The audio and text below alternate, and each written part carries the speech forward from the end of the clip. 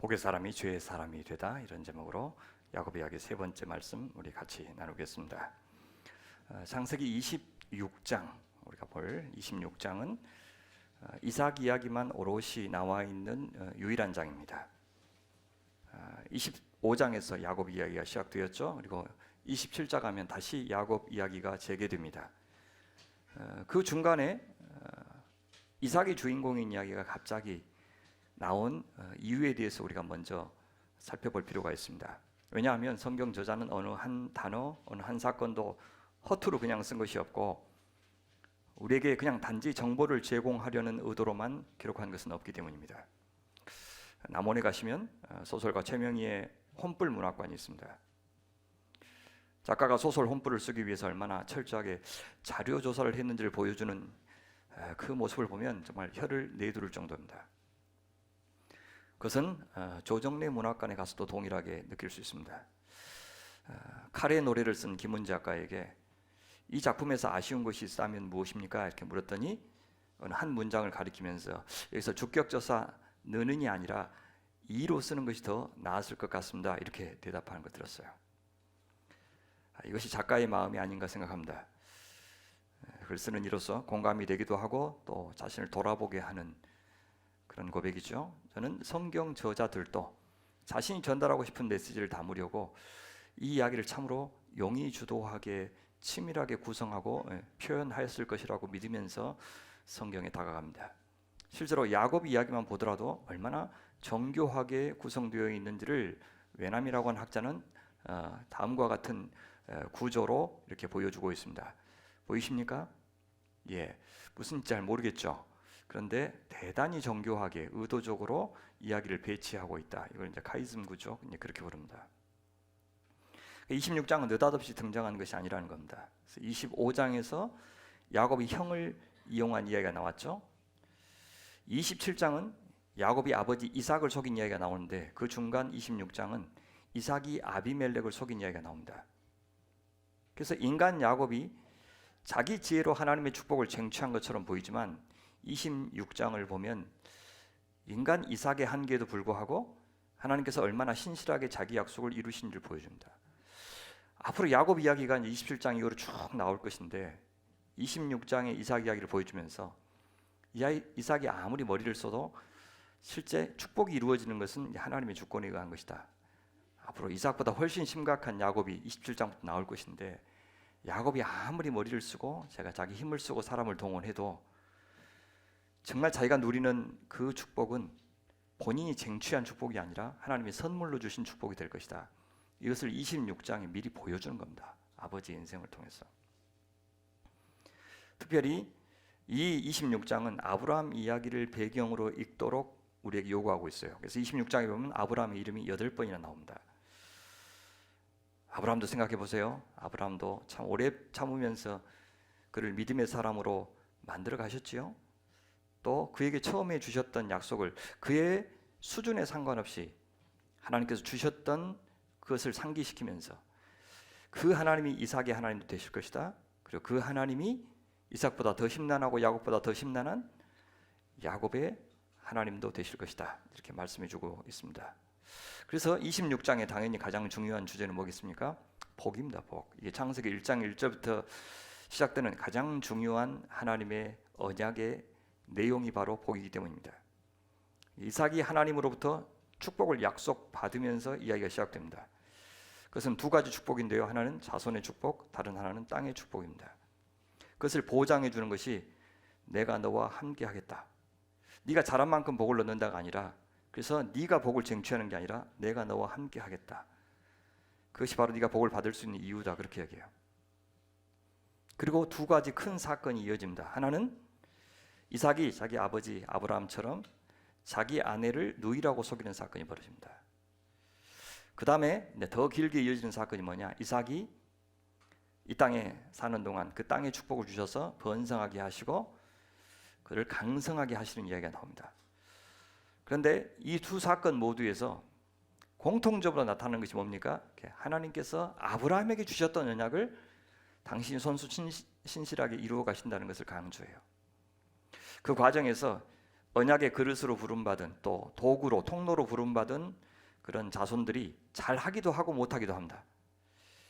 또 그 약속을 위협하는 사건들이 계속 벌어집니다. 기근이 일어나서 애굽으로 데려가죠. 땅의 약속이 위협을 받는 겁니다. 리브가를 누이라고 속여서 자손의 약속이 위태로워지기도 합니다. 블레셋 왕이 이삭의 번영을 시기하죠. 그래서 이삭이 후퇴하지 않았다면 자칫 큰 충돌로 이어질 수도 있었습니다. 그것도 위기였습니다. 그런데 이 창세기 26장은 그런 장애물에도 불구하고 하나님의 축복의 약속이 어떻게 성취되었는지를 보여줍니다. 그렇다고 해서 하나님께서 자기가 작정했으니까 일사천리로 무조건 역사 진행한다, 그런 것을 보여주는 것이 아닙니다. 하나님의 축복을 받는 일에 명백히 하나님의 순종을 요구하신다는 것을 보여줍니다. 그래서 순종 여부에 따라서 인과응보의 원리가 적용되고 있습니다. 예를 들어 볼까요? 26장과 27장은 모두 속임수 모티브가 사용되고 있다고 했죠. 우리가 살펴볼 26장은 이삭이 속였는데 27장에 가면 이삭이 속임을 당하고 있습니다. 이런 인과응보의 원리는 인간의 인격적인 결정, 인간의 책임, 이것에 대해서 하나님께서 혹은 성경 저자가 얼마나 민감하게 여기는지를 보여줍니다. 우리는 이것에 대해서 간과한 채 하나님 좋으신 하나님이다, 은혜의 하나님이다, 다 봐주실 거다, 작정하셨으니까 다 이루실 것이다, 이렇게 순진하게 생각하면 안 된다는 것입니다. 그러나 인과응보만 있었다면 탁월한 문학 작품은 될 수 있었겠지만 복음은 될 수 없습니다. 그보다 훨씬 더 중요한 원리인 은혜의 원리가 여기에 작동하고 있습니다. 인간이 연약해서 잘못 산 것에 대해서 그 대가를 다는 치르지 않게 하십니다. 그들이 온전히 될 때까지 하나님께서 때로는 하나님 좀 공정하지 않으신 것 같은데요, 하나님 합당하지 않으신 것 같은데요, 너무 온정적인 것 같은데요, 하나님의 사랑이 너무 헤프신 것 같은데요, 그렇게 느껴질 정도로 하나님이 은혜와 호의를 더 압도적으로 보여주시는 이야기가 나온다. 자, 정리할까요? 26장의 기록 목적이 무엇입니까?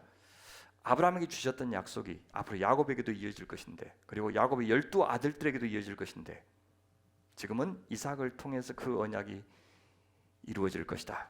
이 과정에서 하나님의 역할과 이삭의 역할이 다 중요하지만 그것이 두 언약의 파트너니까, 그러나 하나님의 언약 이행 의지가 훨씬 더 강하다라는 것을 강조하고 있는 것입니다. 사실 그래서 26장은 한 호흡으로 이제 설교해야 맞는데, 그럼 여러분들 집에 가실 수가 없습니다. 그래서 둘로 나누어서 이번 주와 다음 주에 설교하겠습니다. 크게 세 부분으로 구성되어 있는데요. 5절까지는 하나님께서 이제 복을 약속하신 내용이 나오죠. 두 가지라고 했습니다. 자손과 땅. 그래서 이 두 언약이 각각 위기를 맞습니다. 그 위기 속에서 하나님께서 그 두 언약을 어떻게 끝까지 지켜주시는지, 인간의 연약함에도 불구하고 먼저는 자손에 대한 이야기, 이것이 이제 리브가를 누이라고 속이는 사건 때문에 벌어지죠. 그 다음에 땅에 대한 이야기가 나와요. 이삭이 계속해서 후퇴해서 나중에 르호봇이라고 하는 그 쉴 수 있는 공간을 마지막에 약속해 주시는 그 장면 나오죠. 그리고 마지막에 이제 에서의 결혼 이야기가 부록처럼 딸려 있습니다. 자, 먼저 본문 들어가겠습니다. 26장이 반드시 시간적으로 25장 다음에 일어난 사건이라고 볼 필요는 없습니다. 성경 그런 식으로는 꼭 시간 순서로 기록하지는 않기 때문입니다. 언제 일어났는지 아는 것도 중요하지 않습니다. 근데 26장을 딱 읽어보시면 기시감이 들 겁니다. 그것을 많이 봤는데, 그렇죠. 아브라함 인생에서 이미 일어났었던 일이 이삭의 인생에도 벌어지고 있습니다. 사건만 비슷한 게 아니라 주제도 비슷합니다. 이를 통해서요, 시대를 달리해도 인간이 갖고 있는 근원적인 문제는 여전하고 인간의 한계도 여전하구나. 그럼에도 불구하고 그 가운데서 자기의 언약을 지키시는 하나님의 변함없는 신실함도 여전하구나 라는 것을 확인할 수 있습니다. 1절 보시면 본문의 배경이 나오죠. 아브라함 때 첫 흉년이 들었더니 그 땅에 또 흉년이 들매 이삭이 그랄로 가서 블레셋 왕 아비멜렉에게 이르렀더니, 아브라함 때에 첫 흉년이 들었다면 창세기 12장을 염두에 두라는 겁니다. 저자가 의도적으로 그때 그 사건 내가 기록했지, 창세기 12장 한번 가봐, 그렇게 안내하는 것이죠. 자손의 약속을 주시고는 하나님께서 동시에 주신 조건이 뭐냐면 늘 불임을 주셨습니다. 자손 주겠다, 동시에 순탄하게 자식 낳으면 좋을 건데 자손 낳겠다 했던 그 여인들에게 늘 불임을 주셨어요. 땅 약속 주시고는 하나님께서 동시에 주신 조건이 기근이었습니다. 그 땅에 못 살게 해요. 그 땅에 사람들이 이미 살고 있어요. 그런데 땅 주시겠다고 약속을 합니다. 아이를 낳을 수 없는 조건과 아이를 주시겠다는 약속을 같이 주시고, 땅의 약속과 그 땅에서 살 수 없는 조건을 같이 주시고. 왜요? 왜 그렇게 하셨을까요? 바로 이 불확정성과 불확실성, 이것이 믿음을 창조하시기 위해서 하나님께서 주시는 불가피한 조건이기 때문입니다. 믿을 수밖에 없는 조건에서는 믿음을 요구할 수가 없습니다. 그 믿음은 의미가 없습니다. 그래서 모든 믿음은 다 모험입니다. 믿음의 대상이신 하나님과 도저히 믿을 수 없는 조건 사이에서 우리는 믿음의 대상이신 그 하나님의 창조의 능력, 약속을 지킬 수 있는 그 능력을 믿고 우리 자신을 던지는 것, 그것을 믿음이라고 해요. 또한 우리를 향한 그 창조주 하나님의 지극한 사랑과 선한 의지를 믿고 부족한 나임에도 불구하고 그 하나님 앞에 덥석 안기는, 그것을 믿음이라고 합니다. 창세기 12장 가서 보면 아브라함은 약속의 땅을 두고 애굽으로 내려가죠. 그래서 자기 아내 사라를 누이라고 속여서 아내를 애굽 왕 바로에게 빼앗깁니다. 땅과 자손의 약속이 동시에 위기를 맞았습니다. 거기까지가 아브라함의 한계였습니다. 본토 친척 아비의 집을 떠나서 가나안 땅으로 가라는 말에는 순종했지만 기근에도 불구하고 그 땅에서도 하나님께서 자신을 건사하실 것이라고 믿을 만큼의 믿음은 없었어요. 바로의 권세 앞에서도 하나님께서 약속하셨으니 사라 지켜주실 것이다, 그래서 이 자손 약속 지키실 것이다 라는 믿음 없었던 겁니다. 그래서 결국 하나님이 개입하셨죠. 바로를 경고해서 사라를 돌려주게 만드셨습니다. 도리어 바로에게 혼나야 마땅한데 많은 재산 얻어서 가나안 땅으로 돌아올 수 있게 해주셨어요. 하나님을 믿지 않은 아브라함이 받기에는 너무 큰 호의를 받았어요. 아내 사라와 관련해서 아브라함에게 찾아온 위기가요, 창세기 20장에 한 번 더 나오죠. 기억하십니까? 그때도 그 사람의 이름이 아비멜렉이에요. 그때도 배경이 브엘세바예요. 아브라함의 인생 초창기 막 언약을 주신 직후, 그 다음에 인생 마지막에 그 언약이 이루어지기 직전 두 번에 걸쳐서 자손의 위기가 찾아온 겁니다. 이번에도 하나님께서 개입하셨어요. 꿈에 아비멜렉에게 나타나서 사라를 취한 범죄에 대해서 내가 네 집에 태를 닫아버리겠다라는 심판을 선고하십니다. 모든 족속으로 복을 받게 하려고 부름받은 아브라함, 그러나 불순종으로 인해서 그는 바로의 집에 재앙이 임하게 하더니 이번엔 아비멜렉의 집에도 재앙이 임하게 했습니다. 우리 그리스도인들이 똑바로 살지 않으면 세상을 복되게 해야 될 그리스도인들이, 교회가, 우리 절대 세상이 교회에 들어오기 싫은, 아니 교회에 있는 사람마저도 나가게 만드는 그런 일을 벌일 수 있다는 것을 보여주는 겁니다. 아비멜렉이 하나님 앞에 항변하는 거 보세요. 주께서는 의로운 백성도 멸하십니까? 얼마나 당당해요. 하나님께서도요, 네가 의롭기는 얼마나 의롭다고 그러냐, 그렇게 야단하지 않으시고 그 말씀을 인정해 주셔요. 네가 온전한 마음으로 이렇게 한 줄 나도 알았고, 모르고 했다는 거 알았다는 겁니다. 남의 아내가 아니고 누이라고 생각했던 자를 합법적으로 데리고 오는 것은 아무 문제가 없었습니다. 근데 더는 죄를 짓지 않게 하려고 내가 꿈에 나타났다, 그렇게 말씀하셔요. 그 말 듣고 아비멜렉은 사라를 아브라함에게 돌려주고 소와 종들도 아브라함에게 더하여 줍니다. 하나님께서도요, 아브라함을 시켜서 아비멜렉의 집을 위해서 기도하게 하시고 하나님께서 그 아내와 여종을 치료해서 다시 출산할 수 있게 해주셨어요. 그래서 아브라함으로 하여금 다시 복의 사람으로서의 지위를 회복하도록 그렇게 도와주신 겁니다. 자격도 없는데 인간이 하나님의 약속을 위태롭게 하였지만 하나님께서는 그 실수를 수습해서 오히려 더 그 약속에 가까이 가도록 도와주신 겁니다. 하나님께서 족장들에게 자식을 주시고 땅을 주시는 것이 언약하신 궁극적인 목적 아니에요. 엄밀하게 말하면 무언가를 만드는 일, 무언가를 주는 일, 이것은 세상을 창조하신 하나님께는 가장 쉬운 일이죠. 이 교회 수북이 사람 모이게 하고 건물 짓게 하고 뭐가 어려워요? 하나님이 그거 일도 아닙니다. 세상 그 무엇이 그 하나님의 능력을 무력화할 수 있습니까? 하나님께서 우리와 언약 맺으신 목적, 아니 인간을 창조하신 목적은, 자기 아들 예수님을 보내신 목적은 믿음의 사람을 창조하고 사랑의 사람을 창조하는 데 있습니다. 당신의 인격적인 파트너를 만드는 데 구원의 목적이 있는 것이지, 믿는다고 입술로만 고백하는 사람 수북이 모여서 그 돈 가지고 선교사 파송하고 무슨 일 하고 사람 이름 드러내는 그런 일 하라고 하나님께서 부르신 거 아닙니다. 그래서 하나님은 인간의 결정에 대해서 그들이 그 대가를 치르게 하시는 것이고, 거기서 더 나아가서 하나님 당신의 사랑과 능력과 믿음을 드러내셔서 그들이 좀 더 하나님 자신을 의지하게 되도록 만드시는 것이 그분에게는 훨씬 더 중요한 일이었던 것입니다. 그래서 그 긴 시간 동안 아브라함에게도 자식을 안 주신 거예요. 왜 그렇게 애통 터지게 만드시냐고요. 그죠? 하실 수 있는데 기다리신 거죠. 천년이 하루 같고 하루가 천년 같은 그분이 기다리신 거예요. 언제든 오실 수 있는데, 언제든 새 하늘과 새 땅으로 만드실 수 있는데, 새 사람이 안 만들어졌는데 새 하늘과 새 땅 살기 좋은 그런 환경이 조성된들 무슨 의미가 있다는 말입니까? 오늘 우리도 그래요. 심판만이 아니라 이 사랑과 은혜로 우리를 빚어가시는 이 하나님의 방법에 대해서 훨씬 더 많이 배워야 되고 묵상해야 됩니다. 기브 앤 테이크의 문화, 신상필벌과 인과응보의 문화만으로는 지금보다 더 나은 사람이 되기 어렵습니다. 그것은 학교에서든 가정에서든 교회에서든 우리는 경험하고 있지 않습니까? 사랑과 은혜, 용서와 긍휼, 기다림과 오래 참음, 겸손과 희생의 미덕이 아니면 사람은 새로운 차원의 존재로 변화되기 어렵습니다. 하나님께서 아브라함과 또한 이삭의 인생 가운데서 먼저 그것을 시연하셨던 것입니다. 다시 1절 보시면 이삭이 기근이 닥치자 남쪽으로 내려와서 블레셋 땅 그랄까지 갔습니다. 이것이 잘한 것이거나 혹은 잘못한 것이라는 평가가 없습니다. 다만 그가 살던 곳에서 그랄은 인접한 곳이었고, 그렇다면 이 기근은 좁은 범위에 국한된 일이었다는 것만 알 수 있습니다.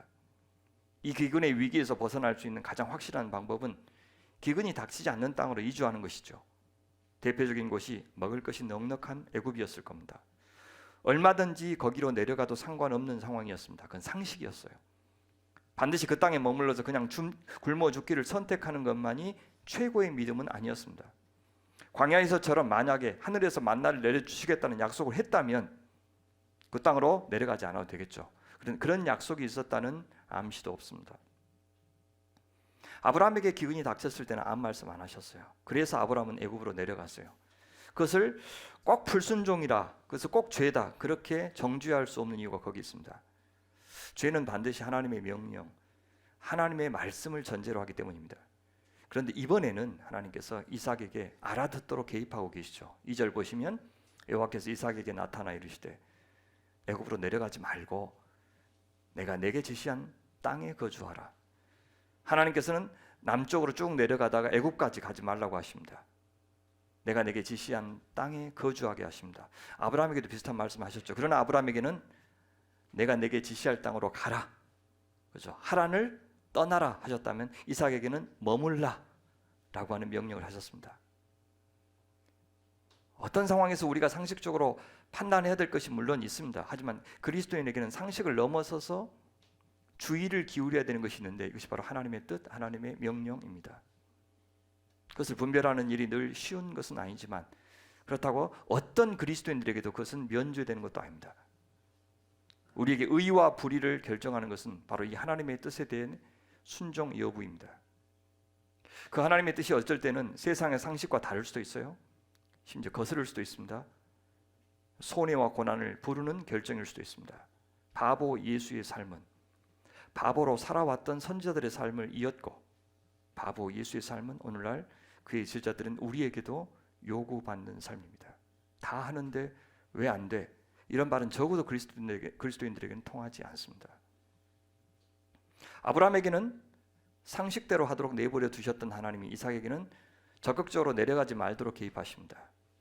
그러면서 아브라함에게 약속하셨던 그 복을 다시 한번 똑같이 약속해 주고 있습니다. 3절과 4절이 그것을 말하는데요. 이 복에 대해서는 여러분 새 복 많이 받고 싶으시죠? 그래서 같이 한번 읽어보시는 게 어떨까요? 같이 읽어주시겠습니까? 시작. 이 땅에 거류하면 내가 너와 함께 있어 내게 복을 주고 내가 이 모든 땅을 너와 내 자손에게 주리라. 내가 내 아버지 아브라함에게 맹세한 것을 이루어 내 자손을 하늘의 별과 같이 번성하게 하며 이 모든 땅을 내 자손에게 주리니 내 자손으로 말미암아 천하 만민이 복을 받으리라. 여러분, 이 복의 약속은요, 아브라함에게 앞에 주셨던 두 번의 약속을 합쳐 놓은 것이에요. 하나님께서 하나님께서 아브라함에게 그거 떠나라 하실 때 주신 약속이 있고요, 또 이삭을 제단의 제물로 바치라고 이렇게 명령하실 때 거기에 순종하면 하나님께서 다시 한번 주시겠다고 하는 복의 약속이 있었습니다. 두 약속을 합쳐 놓은 것이에요. 이것은 이삭이 아브라함의 언약의 계승자다라고 하는 것을 보여주는 의도가 있죠.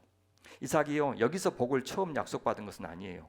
25장 11절에 복받았다는 말이 나오는데 그때가 언제냐면 아브라함이 죽은 후 하나님이 그의 아들 이삭에게 복을 주셨다는 말이 나와요. 그러니까 이삭이 지금 하나님께 복을 약속받는 시점은 어떤 시점이냐면 두 번의 큰 시련을 만났을 때요. 한 번은 아버지를 잃었을 때, 다른 한 번은 기근을 만나서 고향을 떠나야 했을 때, 그때 하나님은 복을 약속하십니다. 힘들지, 그러나 그 힘든 것은 끝나지 않을 거야. 나를 끝까지 의지하면 이 힘든 것이 복으로 이어질 거야 라고 말씀해 주시는 겁니다. 우리에게 닥칠지 모르는 어려움과 시련은 우리를 사랑하시는 능하신 하나님의 손에서 우리를 축복하시는 그 길과 통로로 주께서는 쓰실 것임을 기대하고 믿어야 됩니다. 그것을 바라고 원하고 기대할 것인지, 아니면 인생에서 일어날 수 있는 그냥 해프닝 정도로 우리의 고난을 넘길 것인지는 나한테 달려 있습니다. 저마다 내게 닥친 일들에 대해서 세상도 다 의미를 부여하지만 그것을 하나님과의 관계에서 의미를 찾으려고 하는 사람들을 그리스도인이라고 부른 것입니다.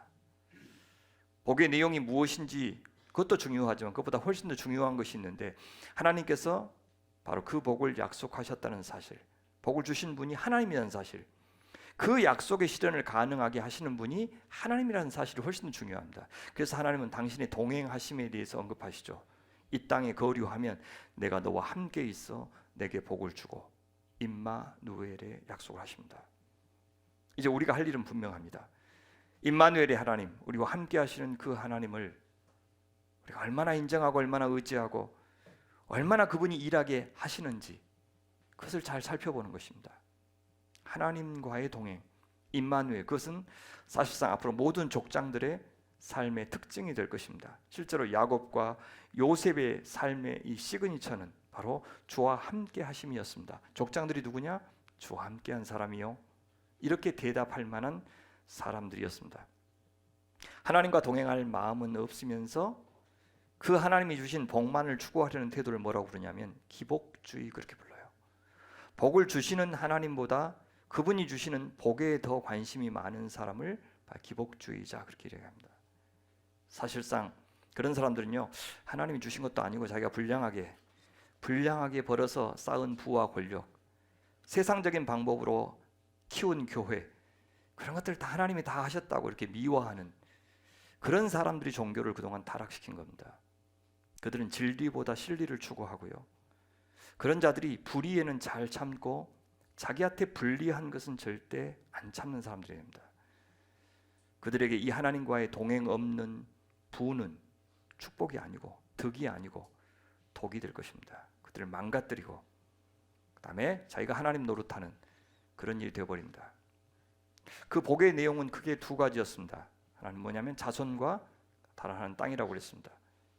이 모든 땅을 너와 내 자손에게 주겠다 하시는데, 지금 머물고 있는 이 그랄 땅, 블레셋 땅도 하나님께서 이삭과 그 후손에게 주시겠다는 뜻입니다. 실제 이 약속은 출애굽을 지나서 여호수아 시대에 와서 성취될 것입니다. 400년 후에 하나님은 아브라함을 거론하면서 이 약속을 꼭 이루어 주겠으니 사실을 믿으라고 합니다. 둘째, 자손의 약속도 아브라함에게 주신 대로 하늘의 별과 같이 번성하게 하겠다 하시고, 다시 한번 그 많은 자손들이 살 수 있도록 이 모든 땅을 내 자손에게 주시겠다, 이 약속을 반복하십니다.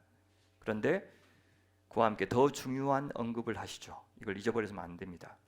아브라함과 그 후손들을 선택하시고 부르시고 그들에게 복을 주신 더 궁극적인 목적이 있습니다. 그것이 뭡니까? 네 자손으로 말미암아 천하 만민이 복을 받으리라. 그렇습니다. 우리도 이것을 잊지 말아야 됩니다. 이 사람들은 절대 자기 자신들만을 챙겨서는 안 되는 존재로 부름받은 것입니다. 하나님을 자신들만의 하나님으로 만들어서는 안 되는 자들입니다. 그러는 순간 그들에게 더는 창조자 하나님은 없습니다. 하나님은 당신이 창조하신 모든 생명들의 하나님이 되셔야 마땅합니다. 이제 아브라함의 후손들이 할 일이 무엇입니까? 바로 그 하나님을 알게 하는 일, 그 하나님을 드러내는 일, 그 하나님을 경험하게 하는 일, 그 하나님만이 생명의 근원이심을 증명하는 일, 이것이 부름받은 자, 선민들의 의무였습니다. 이것이 선택의 목적입니다. 온 세상이 받을 복을 그들이 먼저 받게 하셨어요. 나중에 이스라엘이 멸망한 이유를 계속 선지자들이 반복하는데 그것은 뭐냐? 너희들이 빛의 사명을 감당하는데 실패했기 때문이다. 그래서 새 이스라엘의 대표로 오신 예수님은 자기 제자들을 부르면서 너희가 세상의 빛과 내가 소금이 되어야 한다. 저 첫 이스라엘이 실패했던 그 사명을 이제 너희들이 감당해야 된다. 그렇게 말씀하신 겁니다. 그래서 모든 교회는 선교적 교회입니다. 선교적 사명을 감당하도록 부름받은 존재. 그것이 선교사를 보내든지 내가 이 땅에서 이 세상에서 선교적 존재로 살든지, 우리가 타인을 위해서 존재하지 않을 때 우리는 존재의 의미가 사라지는 것입니다. 우리가 받은 은혜와 용서는 하나님께 갚는 것이 아니라 바로 이웃에게 갚도록 하셨기 때문입니다. 그런 의미에서 바울은 자신을 복음의 빚진 자 그렇게 표현한 것입니다. 여러분도 이 교회에 이제 오시면서 다들 뭔가 힘드셔서 받기를 고대하며 오셨을 겁니다. 아마도 나는 광주 서명교회 와서 사랑할 거야, 섬길 거야, 봉사할 거야, 그래서 시켜주기만 해. 그렇게 결심하고 오신 분은 1도 없습니다. 그렇죠? 제가 근데 목회하는 목표가 있습니다. 그것은 그렇게 사랑받고 싶어 오신 분들이 어느 순간에는 풍족하게 사랑을 경험한 다음에 나도 이제 사랑해야지, 이렇게 받고만 있으면 안 되지, 섬겨야지. 자, 그렇게 결심하는 사람으로 변화되도록 돕고 싶습니다. 그것이 주를 위해 사는 것임을 알게 해드리고 싶습니다. 여러분도 이 교회가 내게 해줄 것만 기대하지 말고 어떻게 받은 만큼 내가 내줄 수 있을까를 아주 작은 단위에서부터 고민하시면 좋겠습니다. 혹시 여러분 그 어른 김장하라고 하는 프로그램 보신 적 있습니까? 유튜브에만 치면 나오는데 진주 MBC에서 제작한 건데 정말 감동적이었습니다. 이 삭막한 시대, 꼰대만 넘쳐날 것 같은 시대, 특별히 경상도 진주에서 평생 한약방을 운영해서 모은 재산으로 그 명신재단 있죠. 김명신 말고 학교를 세우고 또 민주화 운동을 돕고 또 환경단체를 돕고 또 이 사회가 밝고 맑고 환하게 변하는 데 기여한 이 어른 김장하를 보면서 야, 나도 저렇게 나이 들어가고 싶구나 하는 생각이 들었습니다. 이분이 하신 말씀 중에요, 우리 사회는 평범한 사람들이 지탱하고 있는 거다 이렇게 하셨어요. 말 들으면서 우리가 복의 사람으로서 천하 만민의 복을 위해 산다는 말도 무슨 거창한 일 이루자는 뜻 아니고 평범한 일상 속에서 욕심 덜 부리고 내가 불편한 걸 감수하면서라도 불량한 사람들이 대가를 치르도록 하게 하는 것. 근데 그들이 우리에게 수혜를 너무 많이 주기 때문에 그들이 주는 수혜를 다 받고서는 그들이 대가를 치지 못해요. 그래서 저희 집이 한 10년 이상 삼성 제품 안 썼습니다. 그런 거죠. 삼성이 나쁜 짓 하면 삼성 제품 안 쓰고 무슨 그 사람들이 눈여겨보기라도 하겠어요. 그런 식으로 소심하게 보복하는 거죠. 여러분들 갖고 있는 투표권 하나도 잘 판단해서 누가 더 약자와 세상을 밝게 하는 일에 기여할 수 있을까? 우리 다 알지는 못하지만 그렇게 소신 있게 투표하는 것, 그런 거죠. 작은 단위에서 그 평범한 사람들이 이 사회를 지탱하도록 그렇게 하는 게 필요하다고 생각합니다. 그런데 하나님께서는 그렇게 선택받은 사람이 누구든 기계적으로 자동적으로 복을 받을 수 있다 그렇게 말씀하지 않으셔요. 복은 하나님의 손내미심입니다. 하나님이 우리에게 다가오시는 사건입니다. 하나님이 하나님 노릇, 아버지 노릇, 왕 노릇 하시는 일입니다. 그분의 사랑의 표현이 복입니다. 근데 그분은 얼마나 인격적인 분이십니까? 그래서 우리에게도 인격적인 반응을 기대하시죠. 당신이 우리를 사랑하시는 것을 우리가 알아주기를 원하셔요. 그것을 이렇게 표현하시죠. 이는 아브라함이 내 말을 순종하고 내 명령과 내 계명과 내 율례와 내 법도를 지켰음이라 하시니라. 복을 주시고 나서 내가 너희 복 주고 싶어하는 내 마음을 좀 이해해다오. 근데 아브라함도 복 받았다. 그냥 받은 게 아니고 이렇게 내가 준 말에 순종했기 때문에 복을 받았다. 너도 이 순종이라고 하는 것은 뭐냐면요, 복을 받는 통로예요. 통로. 파이프라인이라고요. 하나님이 복을 주시는데 이 파이프라인 좀 만들어 가자, 그렇게 이야기하시는 거예요. 그 믿음. 파이프라인이 없으면 도저히 내가 주고 싶은 마음이 얼마나 많아도 너희가 받을 수 없다 말씀하셔요. 아브라함이 하나님께서 바라시는 반응, 순종했죠. 그것을 믿음이라고 부릅니다. 아브라함에게 믿음은 단순히 지적 동의인 적이 없어요. 순종이었고 실천이었고 행동이었습니다. 그런데 독자들은 창세기 12장부터 25장에 걸쳐서 아브라함의 이야기를 이미 알고 있습니다. 아브라함의 인생, 순종의 인생만은 아니었어요.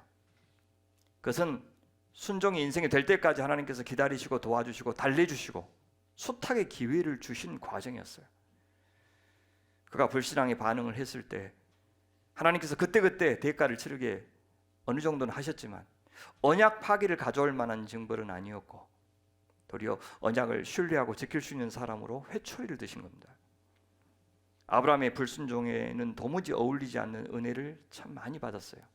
하나님은 그렇게 심판과 위협과 두려움만으로는 우리가 하나님을 사랑하고 의지하는 사람이 되기가 얼마나 어려운지를 아셨던 겁니다. 그래서 여기 하나님은 아브라함이 잘해서 내가 복을 주었다 이렇게 말씀을 하시지만 사실 독자인 우리는 동의할 사람 별로 없을 겁니다. 하나님이 참 오랫동안 참아주셨고 사랑해 주셨고 약속을 포기하지 않으셨으니 아브라함이 그 정도의 믿음에 이르렀지, 그렇게 고백하는 것이죠. 여러분, 우리 인생 끝에 그런 고백이 필요합니다. 죽기 전에는 그런 고백을 좀 해요. 근데 살아있을 때 그런 고백이 필요합니다. 어떤 고백이요? 내가 잘 살았으니 하나님께서 이제 하실 일은 나를 칭찬하시고 영광 주시고 나에게 직분 주시고 나를 높여주시는 것, 하나님 그거 해주셔야지. 내가 얼마나 잘했는데, 내가 평생 동안 이렇게 교회를 위해서 수고했는데 이 정도는 내가 챙겨야지. 아이, 하나님도 이해하시지, 교인들은 당연히 이해해야 되고, 그렇게 생각하는 것은 진짜 은혜를 모르는 사람들이에요. 하나님은 말씀하시죠. 아브라함이 나한테 순종해서 복을 받았다. 우리는 알잖아요, 아브라함을. 그죠? 우리는 우리 자신을 알잖아요. 얼마나 하나님이 관대하셔요. 우리가 뭘 했다고요? 이삭이 얼마나 부족한지, 나중에 야곱은 또 얼마나 그 조상들의 연약함을 반복하는지 보게 될 겁니다. 그래, 그 속에서도 속을 끓이면서도 변함없는 신실함으로, 큰 사랑으로 우리를 상대해 주신 우리 하나님을 우리는 봐야 됩니다. 그러나 동시에 진정한 축복은 순종에서 온다는 이 확고부동한 진리도 기억해야 됩니다. 사도 바울께서요, 하나님께서 나를, 세상에 나를 죽어 마땅한 나를, 팔싹둥이 같은 나를 간신히 살리셔서 너희들이 저렇게 혐오하는 저 이방인들의 사도로 보냈다. 이 이방인들을 혐오하던 사람 중에 가장 혐오했던 사람이 바로 나다. 가장 극렬한 율법주의자였다. 유대주의자였다. 그런 내가 저 이방인들보다 못하다는 것을 보게 하시고 그래서 이방인들에게 보내셨는데, 보내셔서 이루고자 하는 목적이 뭐였느냐? 그로 말미암아 우리가 은혜의 사도로, 이 은혜라는 말이 가벼운 말이 아니죠, 그죠? 은혜의 사도로 직분을 받았는데 그의 이름을 위하여 모든 이방인 중에서 믿어 순종하게 하나니 너희도 그들 중에 예수 그리스도의 것으로 부르심을 받은 자니라. 그러므로 믿음은 들음에서 나며 들음은 그리스도의 말씀으로 말미암았느니라. 사도 바울도 말하죠. 믿어 순종하는 사람 만들게 하려고 하나님 나를 사도로 부르셨다. 근데 뭐가 믿음이냐? 믿음은 들어야 되고 하나님 말씀을 들어야 되고, 특히 그 들음의 대상은 그리스도의 말씀이다. 말씀을 들어서 그 말씀에 순종하는 사람으로 만드는 것이 나를 사도로 부름받은 이유다 라고 명백하게 이야기하셔요. 말씀은 사랑의 명령 아닙니까? 우리가 사랑의 사람이 되는 것이 하나님의 가장 큰 복을 누리는 길이 된다고 말씀하시는 겁니다.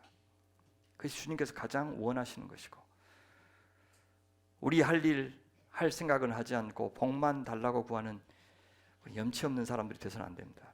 동시에 나 같은 사람 주제에 무슨 하나님의 복을 받겠느냐고 자책하면서 포기해서도 안 됩니다. 그건 하나님을 믿기보다 나 자신을 믿는 사람일 뿐이기 때문입니다. 이제 우리는 7절에서부터 하나님의 이 축복이 이삭에게 어떻게 이루어지는지를 아마 이제 살펴보게 될 겁니다.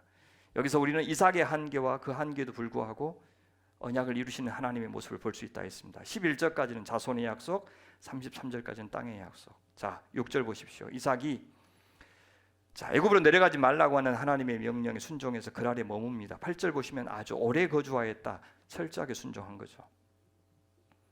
근데 하나님이 함께해 주시겠다는 약속을 믿었고 누렸습니다. 이것은 분명 아브라함에게 주신 약속, 너를 축복하는 자에게 내가 축복하고 너를 저주하는 자에게 내가 저주할 것이라는 이 약속을 그는 누렸던 것입니다. 든든하죠. 정말 이 약속을 믿는다면 두려울 것이 없죠. 세상에 비굴해할 일 없고 교만해할 일도 없습니다. 하나님께서 내가 가장 행복할 수 있는 길을 아시고 인도해 주실 것이기 때문입니다. 그분이 보호하시고 필요한 것을 공급해 주시겠다는 약속이기 때문입니다. 그런데 이삭은 이 약속에 충분히 젖어 있지 않은 사람이었습니다. 애굽에 내려가지 말고 그랄에 머물라는 말씀에 순종할 만큼은 믿음이 있었지만 그랄에서 만나게 될 온갖 실제적인 위험으로부터도 하나님이 자신을 보호해 주실 것이라는 믿음까지는 없었습니다. Not enough cushions. 그런 그의 믿음 없음에서 나온 그의 꼼수를 한번 보십시오. 6절, 7절. 그곳 사람들이 그의 아내에 대하여 물으매 그가 말하기를 그는 내 누이라 하였으니 리브가는 보기에 아리따움으로 그곳 백성이 리브가로 말미암아 자기를 죽일까 하여 그는 내 아내라 하기를 두려워함이었더라. 이때 리브가의 나이가 몇 살이었길래 미모에 대해서 걱정했을까요? 분명 쌍둥이를 낳기 전이었을 겁니다. 25장 이전 사건. 그죠? 그럼 지금 아버지 아브라함이 2번이나 했던 그 불신앙의 태도를 반복하고 있습니다. 이런 글쓰기법을 뭐라고 하냐면 타입신이라고 그랬다. 패턴이 반복된다. 아내를 누이라고 속이는 장면, 또 결혼할 때 보면 되게 신부감을 어디서 찾습니까? 우물가에서 찾는 장면, 상투적으로 나온다는 뜻입니다. 그런 것 때문에 어떤 학자들은 성경 이야기 역사성을 부정하고 패턴에 맞춰서 창작한 결과물이다 이렇게 주장하는데 그건 지나친 주장입니다. 왜냐하면 우리 시대 소설에는 많지 이런 타입신이 없는 것처럼 말하고 있기 때문입니다. 천만의 말씀이에요. 우리 부모 세대 결혼한 이야기를 이렇게 쭉 읽어보면 거의 다 선 봐서 결혼했죠. 연애 결혼 거의 없어요. 다 연애 선 봐서 결혼하네? 이거 다 창작 아니야? 그렇게 이야기할 수 없죠. 이게 패턴이 있는 겁니다. 그렇죠? 저희 아버님도 당시에 대학까지 나오셨는데도 어머니를 딱 한 번 보고 결혼하셨대요. 입이 조금 틀어진 것 같은데 괜찮을까 그 고민을 하시면서 나중에 결혼식장에 가셨다고 그러더라고요. 뭐 저희 때 대학 가면 특별히 저 같은 예외를 제외하고는 거의 다 미팅이나 소개팅, 대학 생활할 때 미팅, 소개팅 이야기가 나오면 왜 다들 미팅, 소개팅 하지? 그렇게 의심하지 않는다는 뜻입니다. 목사님들 결혼하는 스토리 보세요. 정말 지루할 정도로 천편이 일률적이지 않아요? 성경 공부를 빙자해서 그 교회에서 가장 참하고 순진한 색시를 꼬신 역사가 없는 목사 있으면 나와보러 가십시오. 그죠? 저처럼 말씀과 기도에만 전무하고 있는데 어느 날 사모할 마음이 전혀 없는 처자가 신부감으로 출연한 이야기는 거의 없을 겁니다. 그죠? 제 이야기가 재밌지. 다른 분들 연애 이야기 들어보세요. 진짜 재미없어요. 그죠? 권력자가 마음에 드는 여인을 자기 권력으로 얼마든지 취할 수 있는 이 고대의 중근동에서 아내를 가족 중 한 명이라고 속여서 자기 목숨 건지려고 했던 시도 이건 아브라함 혼자만의 방식은 전혀 아니었을 겁니다. 사내들이 낯선 여인 만나기 가장 좋은 거 조선시대 빨래터였다면 우리 시대는 별다방이라면 그 당시 별다방은 우물가였습니다. 그런데 이 타입신을 통해서 정말 성경 저자가 보여주고 싶은 것은 뭐라고 그랬습니까? 인간의 보편성이에요. 보편성. 아브라함에 이어서 이삭 역시 선민이지만 우리와 성정이 같은 사람이다. 야곱도 마찬가지고 그 말을 해주고 싶은 겁니다. 하나님이 특별한 사람을 골라서 선민으로 삼으신 것 아니다는 거죠. 아니 특별한 사람은 처음부터 아예 없다고 말한 겁니다. 의인은 없나니? 하나도 없다. 그래서 이 선민들을 온전케 하시고 이들을 통해서 세상 사람들 당신 나라 백성으로 창조하시겠다고 이 역사 시작하신 겁니다. 양상만 다를 뿐. 오늘 우리가 바로 이 아브라함이고 이 이삭이고 이 야곱인 겁니다. 교회는 그런 아브라함과 이삭과 야곱 같은 사람들의 모임입니다. 무슨 말입니까? 교회는 병원이라는 거예요. 환자들의 모임입니다. 밖에 있는 사람들은 자기가 환자인지 모르는 사람들이라면 적어도 여기 있는 사람들은 내가 환자고 그래서 의사 예수님과 그 의사의 말을 전해주는 목회자와 내가 환자인 것을 이해해주고 참아주는 다른 환자들이 있는 곳에 나는 함께 있다. 이것이 바로 교회입니다. 그 중에서 가장 자기 꼬라지를 잘 알고 있어야 되는 사람이 누굽니까? 목사입니다. 목사. 목사는 의사가 아니에요. 그런데 목사가 마치 자기는 특별한 사람이라고 생각하고 차원이 다른 수준을 가졌다고 착각하면 거의 광기에 사로잡힌 존재가 됩니다. 그 교회는 가망 없어요. 목사가 가장 자기 성찰을 잘해야 그 교회는 그나마 안전한 겁니다. 그러니 교인 중에서 자기만 부족하고 나머지 교회 성도들은 또 목사들은 마치 다 건강한 사람이다 이렇게 생각해서 너무 큰 기대를 걸면 그 교회에 큰 상처와 실망을 경험하게 됩니다. 반대로 나만 정상이고 나머지는 다 한 수 아래 부족한 사람이고 그래서 내가 가르쳐야 되겠다가 이렇게 생각한다면 그는 필시 재수 없는 사람으로 간주되어서 겁나 외로울 겁니다. 그 공동체가 사랑이 없어서 그런 게 아니라 지가 꼭 사랑받을 짓을 못해서 그런 겁니다. 이삭이 거짓말한 이유는 두 가지를 불신했기 때문입니다. 첫째, 하나님이 함께 해주신다는 약속을 불신했어요. 둘째, 그는 그랄 사람들에 대해 잘 알지도 못하면서 불신했어요.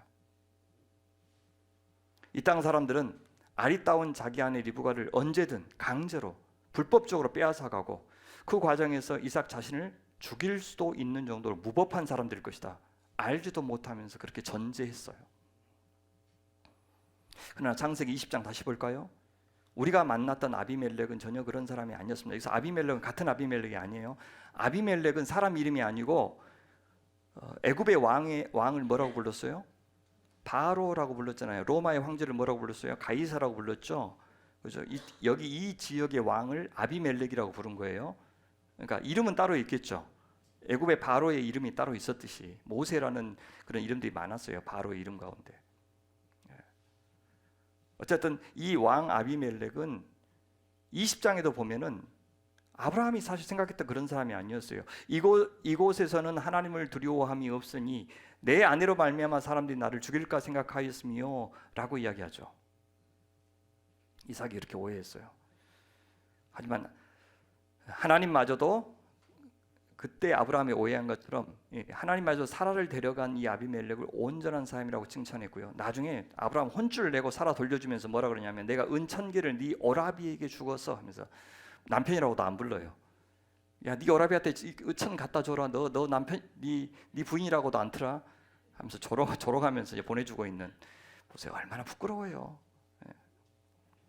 이번에도 이삭은 그랄 사람들과 아비멜렉을 한참이나 자기보다 수준 낮은 사람으로 전제하고 있어요.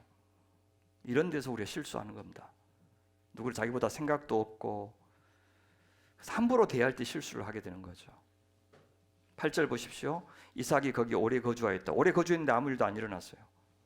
리브가가 자기 아내가 아니라고 했는데도 아무도 아리따운 리브가를 취하려고 하지 않았어요. 이유는 둘 중에 하나겠죠. 리브가가 이삭이 생각한 만큼 그렇게 이쁘지 않았든지 아니면 그럴 사람들이 이삭이 생각한 것만큼 그렇게 악하지 않았든지 후자였을 겁니다. 심지어 그들은 안전하게 부부 행세까지 했어요. 이삭이 그 아내 리브가를 껴안은 것을 블레셋 왕 아비멜렉이 창으로 내다본지라. 가나안 땅 이삭에게는 양식이 없는 기근이 있었다면 그랄 땅 이삭에게는 진실의 기근이 찾아왔습니다. 여기 껴안다라는 말 히브리어로 무차헤크입니다. 이삭 히브리어로 이츠하크, 이건 의성어입니다. 웃을 때 의성어예요. 우리 문자 이렇게 웃었던가 봐요. 그 사람들은. 그래서 그 말이 그냥 의성어로 이름이 된 겁니다.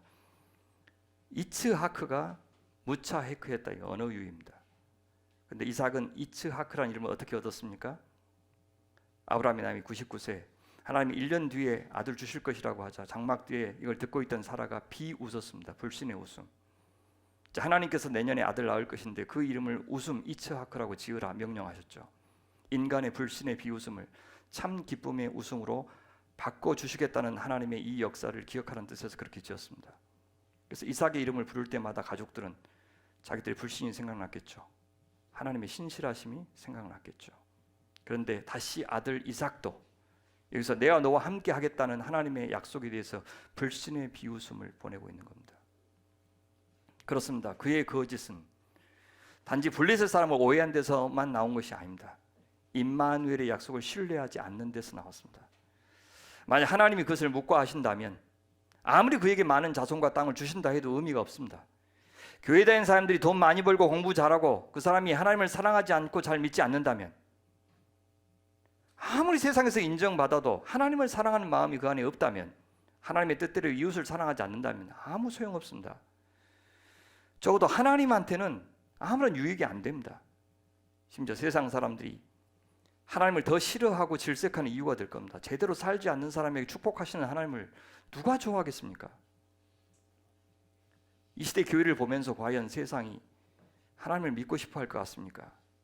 이제 교회는 교회 안 오려고 하고 교회를 떠나는 사람들을 걱정할 때가 아닙니다. 그들이 구원 못 받고 천국 못 가면 어떡하냐 걱정할 때가 아닙니다. 하나님이 너무 개빡치셔서 어쩌면 지금 구원은 교회 안이 아니라 밖에 있을지 모르기 때문입니다. 중세 카톨릭 교회가 타락했을 때 구원은 그 교회 안이 아니라 그들을 이단으로 단죄한 프로테스탄트 교회 밖에 있었던 것처럼 말입니다. 일제강점기 교회가 일본 제국주의 아래 들어가서 타락했을 때 구원은 교회 안이 아니라 교회 밖에 김교신 같은 무교회주의자들의 가정 모임에 있었듯이 말입니다. 중국 교회가 타락했을 때 구원은 국가에 의해서 통제되는 3자 교회가 아니라 박해받는 가정교회에 있었던 것처럼 말입니다. 수년 전 로잔 회의에서 발표한 것은 세계 교회는 정말 심각하게도 수평적 확산에 실패한 것이 아니라 수직적 확산에 실패한 것이 더 심각하다고 그랬습니다. 그러니까 전 세계 복음이 안전해진 곳에 복음을 전하는 일이 부진한 것이 문제가 아니라 자녀 세대에게 복음을 전해주지 못한 것이 지금 더 큰 심각한 상황이다. 왜 그런 일이 벌어졌느냐? 부모 세대의 삶이 자녀들에게 고스란히 다 노출되었기 때문이다. 그렇게 얘기해요. 부모가 보여준 것이 없으니까 자녀들이 그 하나님을 매력적으로 받아들이지 않았던 것이다 라고 분석을 했어요. 언행일치, 신행일치 안 됐다는 거죠. 내가 저 부모들이 믿고 있는 하나님을 왜 믿어야 되지? 부모들은 하나님보다 돈을 더 좋아하고 내가 교회 나오는 것보다 성적 올라가는 걸 더 좋아하는데, 부모들이 하나님이 누군지 내가 뻔히 아는데 왜 자꾸 교회 다니라고 그러지? 애들은 다 알고 있는 거죠. 부모들의 욕망이 어디에 있는지. 복음의 진정성, authenticity, 이것을 보여주지 못했다는 겁니다. 그래서 하나님은 이삭의 불신앙을 묵과하지 않았어요.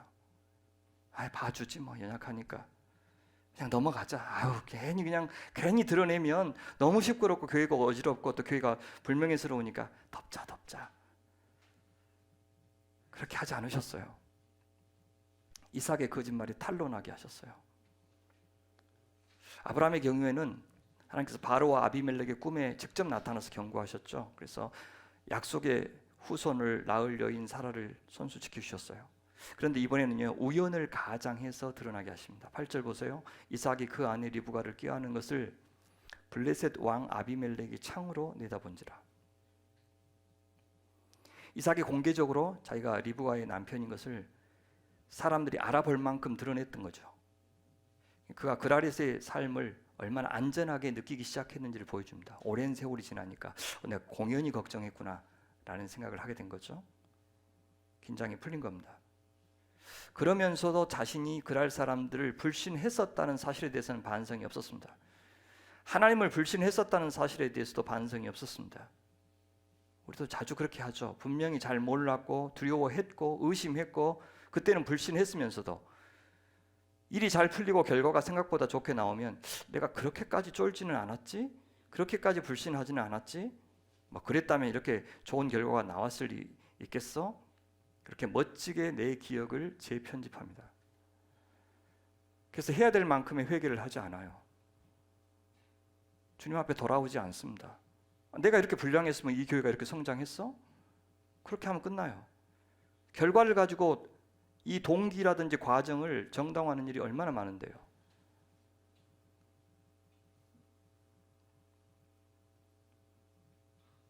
그런 사람한테는 반성도 감사도 기대할 수 없습니다.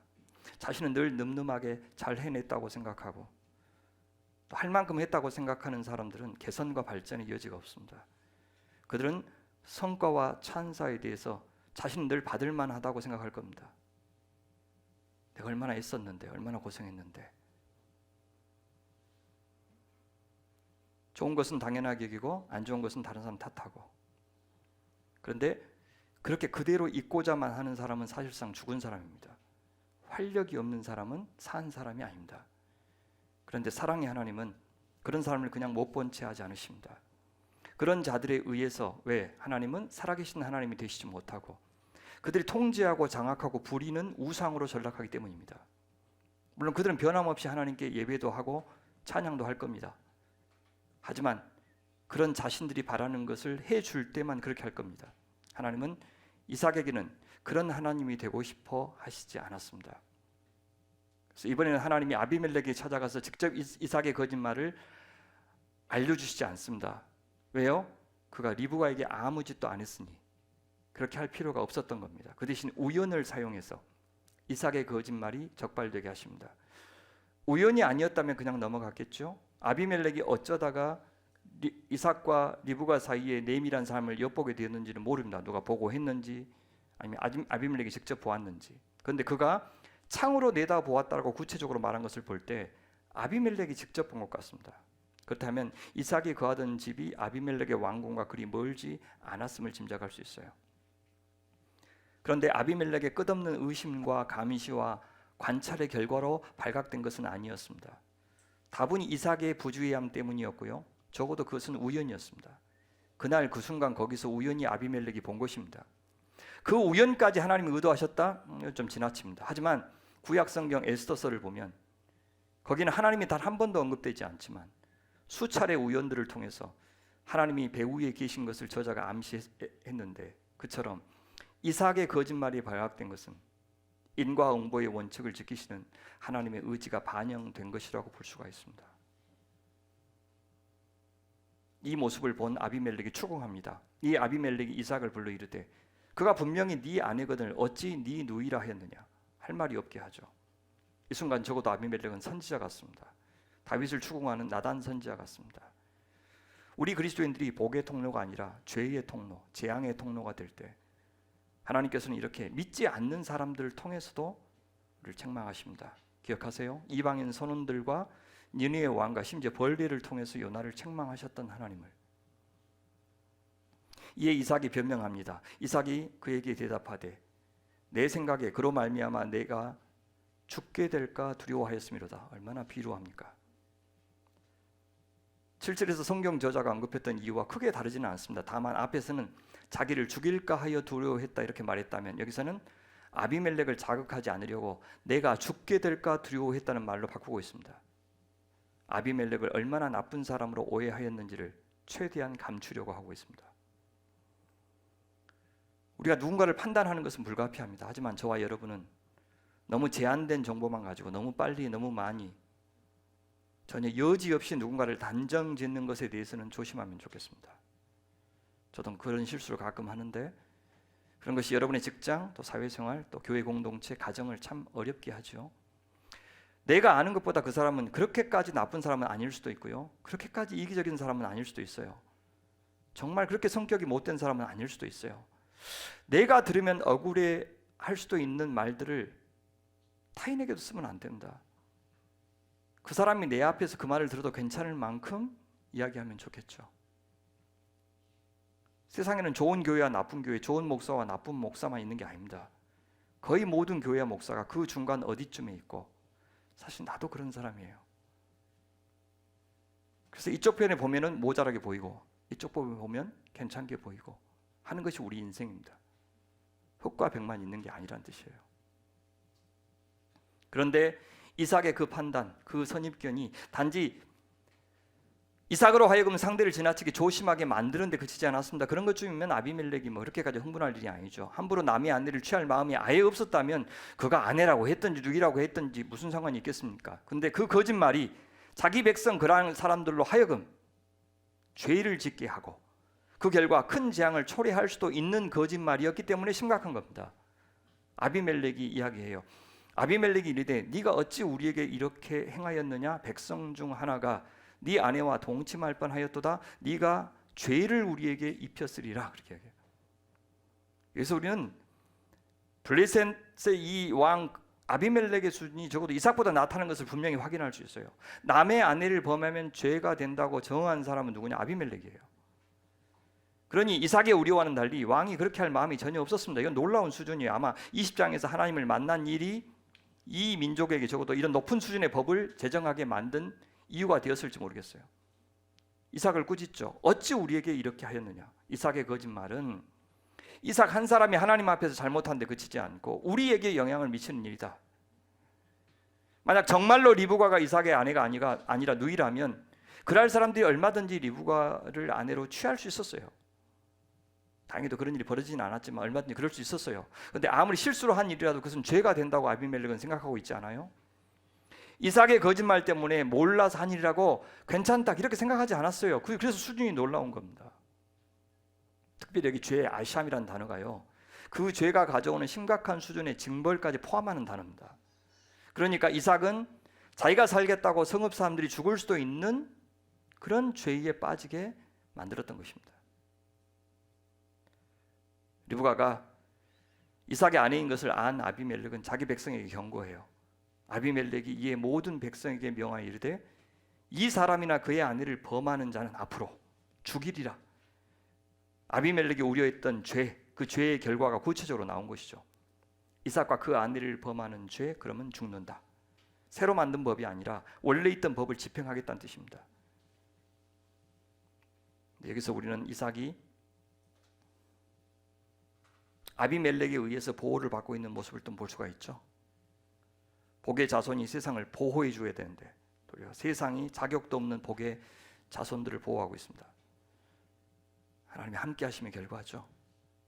하나님이 약속을 지키신 결과입니다. 그가 잘하든 못하든. 하나님은 이 순간 하나님을 알지 못하는, 하나님을 충분히 알지 못하는 블레셋 사람 아비멜렉을 통해서 당신의 보호의 약속을 지켜주십니다.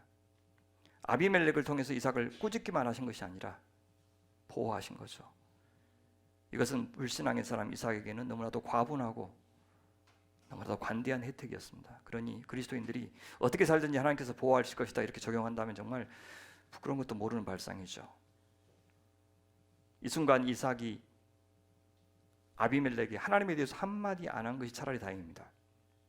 하나님을 제대로 믿지도 않고 신앙의 삶을 모범으로 살지 않고 있으면서 입으로는 습관적으로 얼마나 하나님을 많이 거론하고 교회를 챙기고 자기가 신앙인 것을 드러내는 사람들이 많습니까? 정말 꼴불견이죠. 전광훈 씨가 보네포를 거론하면서 자신 마치 보네포처럼 고난받는 사람인 것처럼 말하는 모습을 볼 때마다 세상 사람들은 그런 예수쟁이들을 역겨워할 겁니다.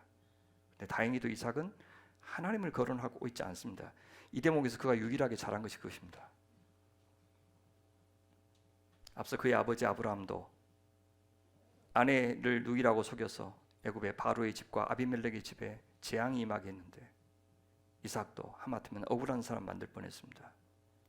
성도 여러분, 우리가 축복의 통로로 사용되지 않는다면 이렇게 저주와 재앙의 통로로 사용될 수 있다는 것을 다시 한번 기억했으면 좋겠습니다.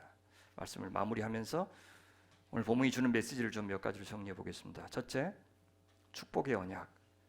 하나님 나라의 언약을 이루시겠다는 하나님의 의지를 저희들도 저희 인생에서 믿었으면 좋겠습니다. 성경 저자는 언약의 후손 이삭의 연약함을 야곱처럼 숨기지 않습니다. 그런데도 아브라함에게 하셨던 그 약속은 이삭의 때에도 지켜주고 있습니다. 이삭이 잘해서가 아니라 하나님이 이삭의 애굽행을 막으셨습니다. 기근이 땅에 대한 하나님의 약속을 위태롭게 하지 못합니다. 이삭에게 함께해 주시겠다고 주님은 약속하십니다. 이것은 하나님이 애굽까지 내려가지 않아도 책임주시겠다는 말씀이죠. 우리도 그 말을 믿어야 됩니다. 2023년 이후에 한국 경제는 기근이 될 것이라고 예상합니다. 교회는 이미 기근입니다. 사람이 없는 기근이 아니라 영적 기근입니다. 다음 세대를 보면 기근 현상이 매우 심각합니다.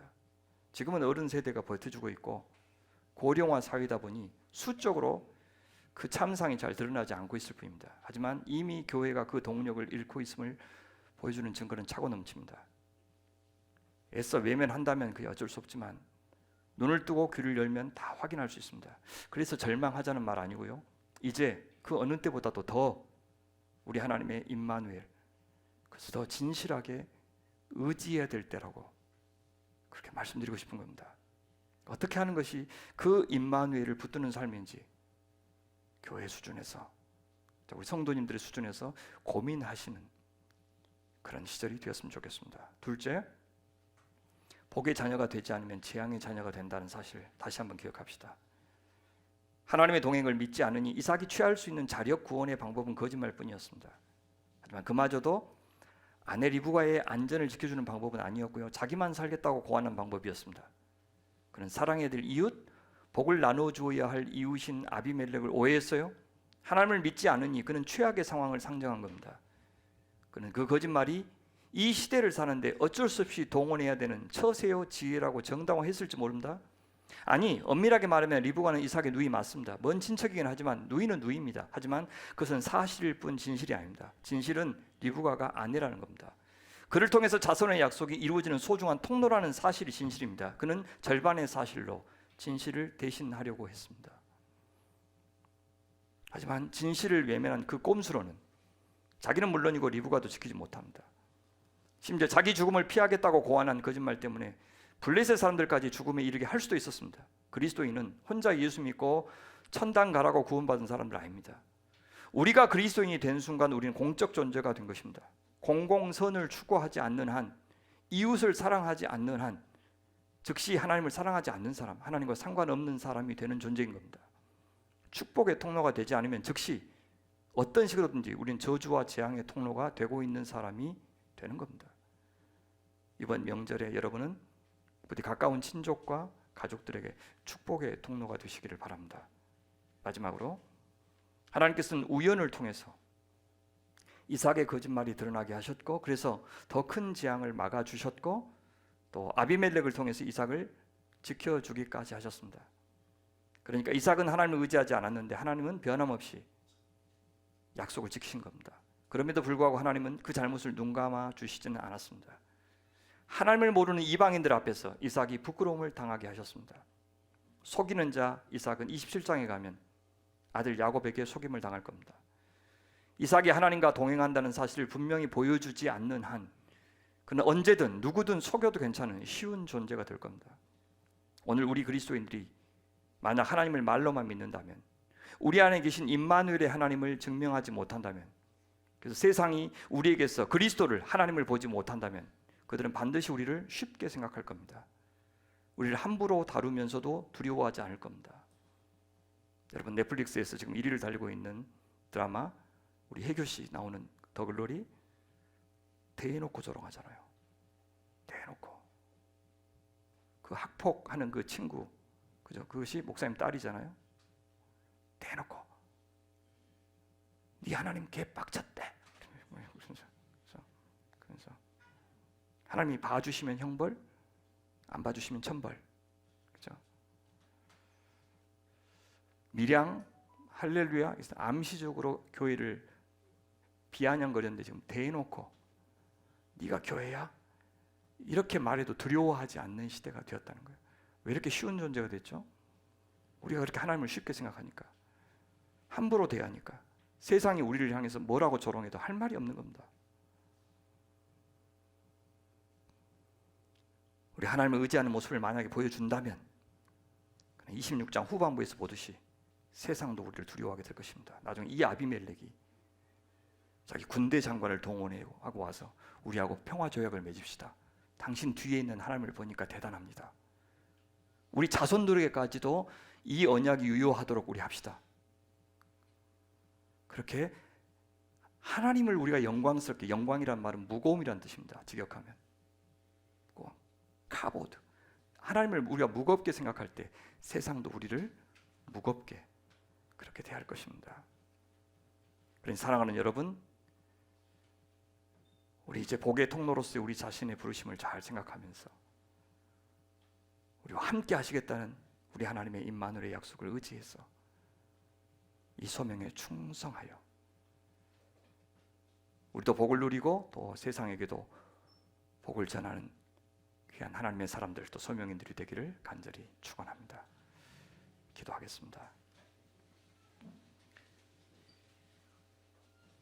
우리를 사랑하실 때 끝까지 사랑하신 하나님 아버지, 사랑하시니 저희가 원하고 바라는 대로만 인생을 열어주시지 않고 때로는 험한 골짜기도 지나게 하시고 거친 풍랑도 만나게 하시고 절벽 같은 현실 앞에서 망연자실하게도 만드시는 분임을 고백합니다.